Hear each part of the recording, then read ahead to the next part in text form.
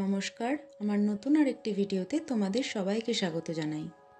এই শাকটা তোমরা অনেকেই চিনে থাকবে। এটা হলো আলু শাক। আজকে এই আলু শাকের রেসিপি তোমাদের সাথে আমি শেয়ার করব। তাহলে চলো দেখে নেওয়া যাক। এখানে আমি এই 1 ঝুড়ি মতো আলু শাক নিয়েছি। এবার এগুলোকে ধুয়ে কেটে রেখে দিয়েছি। এরপরে এর সাথে ছোটো ছোটো করে বেগুন কেটে নিয়েছি। এবারে কড়াইয়ে সর্ষের তেল গরম করে তার মধ্যে সামান্য কালো জিরে ফোড়ন দিয়ে দিচ্ছি। এরপর এর মধ্যে ওই কেটে রাখা বেগুনগুলোকে দিয়ে দেবো। দিয়ে খুব ভালোভাবে এগুলোকে ভেজে নিতে হবে।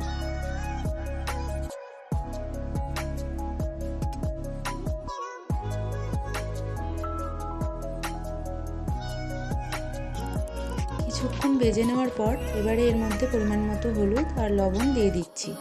দেওয়ার পর এবারে সবটা খুব ভালোভাবে মিশিয়ে নেব।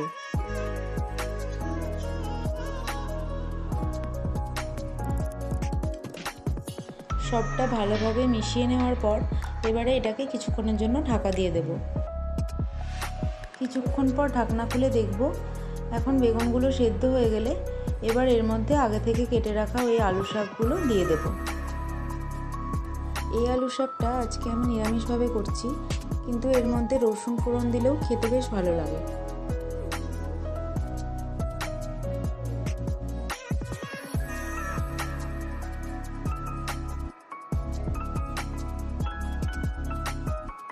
এবারে এর মধ্যে সামান্য লঙ্কা বাটা দিয়ে দিচ্ছি। শাকটা কড়াইয়ে দিয়ে কিছুক্ষণ বেশ ভালোভাবে ভেজে নিতে হবে। এরপর এটাকে আবারও কিছুক্ষণের জন্য ঢাকা দিয়ে দেব।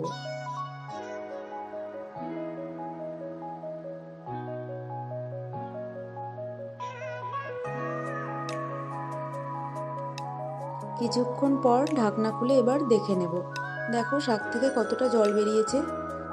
যে কোনো শাকেই যেহেতু একটু মিষ্টি ছাড়া স্বাদ লাগে না, সেই জন্য আমি এখানে পরিমাণ মতো চিনি দিয়ে দিচ্ছি। দিয়ে এটাকে ভালোভাবে মিশিয়ে নেব। শাক থেকে যে জলটা বেরিয়েছে এবারে এই জলটা শুকিয়ে নেওয়ার জন্য কিছুক্ষণের জন্য এটাকে আবার ঢাকা দিয়ে দিচ্ছি।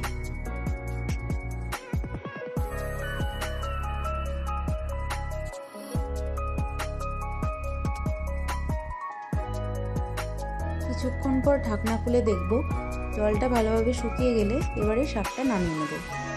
আজ খুব সিম্পলভাবে এই শাকের রেসিপি তোমাদের সাথে শেয়ার করলাম। এই রেসিপিটা তোমাদের কেমন লাগলো আমাকে কমেন্টে অবশ্যই জানিও।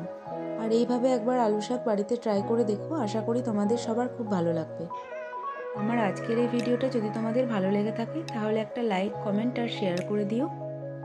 আর যদি আমার চ্যানেলে নতুন হয়ে থাকো তাহলে চ্যানেলটিকে সাবস্ক্রাইব করে দিও। আজকের মতো এটুকুই। সকলে ভালো থেকো, সুস্থ থেকো। দেখা হচ্ছে পরের কোনো ভিডিওতে।